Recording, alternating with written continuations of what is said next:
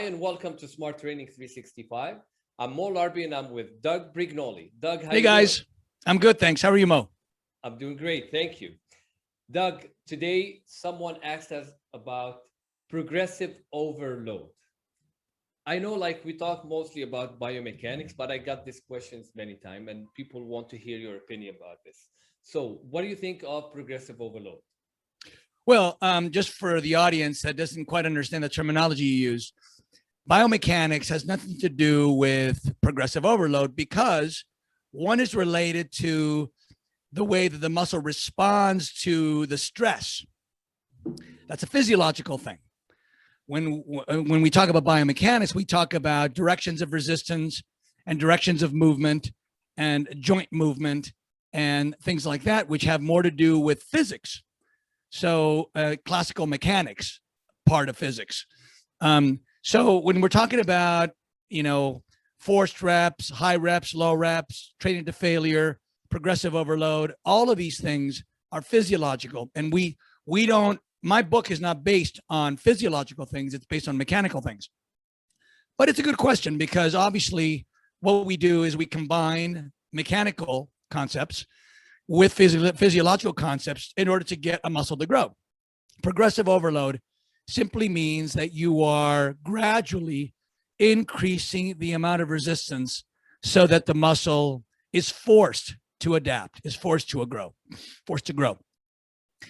The problem with the concept of progressive resistance is that it makes the assumption that you can keep up with the progression, right? Well, obviously, in the beginning, it's not that hard because the body does adapt and does get stronger when you're starting from scratch. But at some point, I'm sure all of you have discovered, it's like hitting a wall. It's like, you can try for a year, 2 years, and you cannot increase the strength of a particular muscle or the amount of weight you're lifting with a particular exercise. And rather than being frustrated with that, we need to understand, number one, that everything has a limit, right? There's no such thing as endless progressive overload, right? There has to be a limit. I mean, we don't see people doing curls with 1,000 pounds, right? Obviously, there are some things that are just human limits. Right. The question we have to ask ourselves is, are we trying to use quote unquote progressive overload for the sake of building muscle? Because you actually don't need to continue increasing your strength in order to build muscle. Somebody recently asked me this question, and I said, well, the biggest that I ever was in 1991. At the age of 31, that was my biggest, and there's probably some physiological hormonal reasons for that, right? In other words, if you look at all the bodybuilders, you see them all sort of peaking right around 30-ish. Maybe 35, but you're already pushing the envelope. The limit's at 35. But more importantly is you could say, well, if you were the biggest at the age of 31, does that mean you were the strongest at the age of 31? I would say, oh, no, not at all. In fact, I reach for the most part, upper strength limits on most of my exercises in my late 20s. So here I am at, 25, 26, 27, lifting the same amount of weight that I would be lifting at 31, but not as big as I would be at 31. Mm-hmm. So it is a mistake to assume that there's a direct correlation with how big your muscle is and how strong you are. In fact, I would go so far as to say, and I'm sure all of you have seen this, bodybuilders who have bigger muscles who aren't as strong as other people with smaller muscles. True. There was this one guy named Peter who was fairly thin at the gym where I used to work out, and he would pick up the 100-pound dumbbells and he would knock off, flat dumbbell presses. I couldn't do that. And yet I had bigger muscles. So there is natural strength. There are hormonal things that influence strength, but it is a mistake to make the assumption and then to make the bet is a better way of putting it, to think that you cannot grow your muscles without increasing your strength. And so therefore you think you must lift heavier and heavier and heavier weight. No, not at all. you will grow to the limit that your genetics will allow you, and you can manipulate other things, intensity factors, number of sets, volume you can manipulate, right?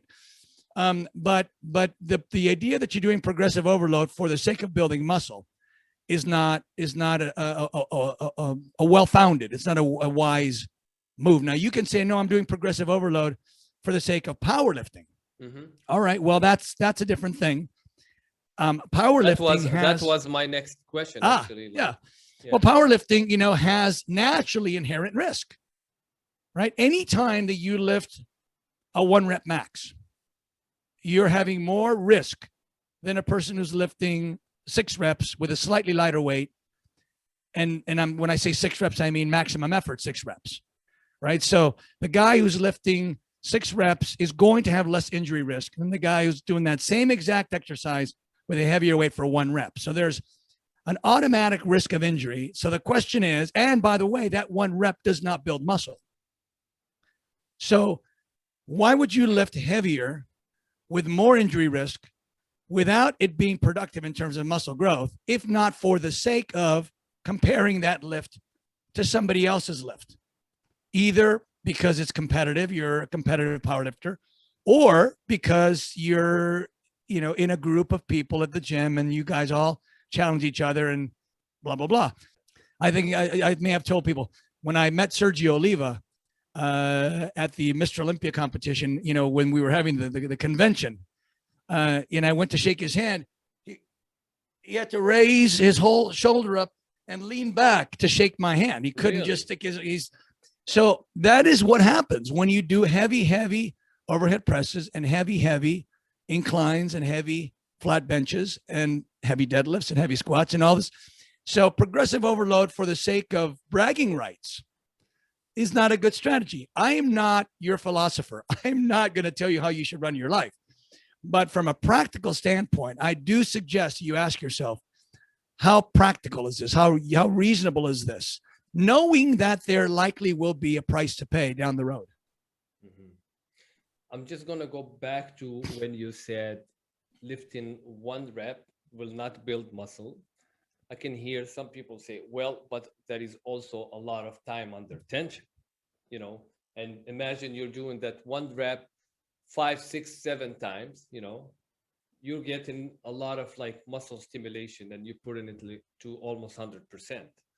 Will not still don't build muscle? No. For the first thing, and we've talked about this before, and that is what builds muscle is a thing called muscle recruitment, fiber recruitment, right? So the more fibers that are recruited during a given exercise, the more that muscle grows. So recruitment happens either with very, very high levels of fatigue. So if you're doing let's say a set of 50 with a weight that really, really, really challenges you to get 50. In other words, you can barely, or maybe not even quite reach 50, that you literally go to failure. That will cause a lot of recruitment. It will cause growth. It'll also cause systemic fatigue. It'll also cause a lot of lactic acid. And that lactic acid will then prohibit you from doing many more sets like that. Now, recruitment can also happen when you're using a weight that constitutes about 80% of your maximum effort. So let's just say you're using a weight that constitutes 80% of your maximum effort, and you can get 6 reps with it.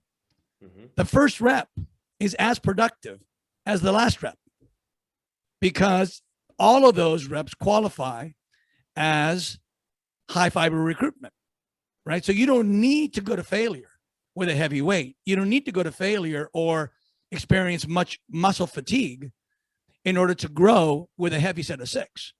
But you're going to get 6 times as much recruitment or 6 times as much time under tension as the guy who's doing 1 rep. Right. So if he does 6 sets of 1 and you did 1 set of 6, you have the same time under tension, but who's got more injury risk? Right. The fact that you're using a heavier weight doesn't recruit more fibers. You're already at maximum recruitment once you get to 80%. You don't need 100% recruitment in order to get 100% maximum effort, maximum weight. You don't need that in order to get maximum recruitment. You only need 80%. Well, thank you very much, Doug. It was a pleasure. If you want to know more about the physics of resistance exercise book, you can go to dougbrignole.com. And if you want to check our online program, you can go to smarttraining365.com or check the links in the description of the video. Thank you very much, and see you in the next video. See you guys. Bye-bye.